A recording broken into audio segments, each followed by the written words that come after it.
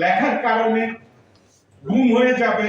আমার বাবা, বৃদ্ধ বাবা রাস্তায় রাস্তায় ঘুরেছে, হাসপাতালে মর্গে খুঁজছে, আমাকে 19টা দিন আমাকে চরম অত্যাচার করছে।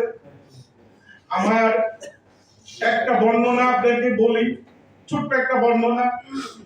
একদিন ওরা আমাকে ফ্লোরের মধ্যে শুয়ে বুট দিয়ে আমার হাতের উপরে লাফাচ্ছিল যে কোনোদিন আর লিখবি না। আমি কবিতা লিখতাম, ছোটখাটো বিভিন্ন কৃষি বিষয়ক লেখা লিখতাম, এবং আমি আমার লেখার অভ্যাসটা ওইখান থেকে আসা। একটা সময় জাতীয়বাদী প্ল্যাটফর্মে গড়ায় ব্লগিং এবং ফেসবুকে লিখি। ওই সময়টা তারা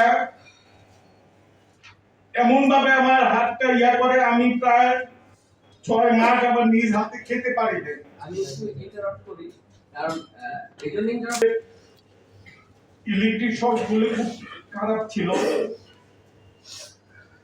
পেরাক জুতো খরম ছিল, ওর দিয়ে হাঁটতে হইতো। আসলে বর্ণনা গুলিতে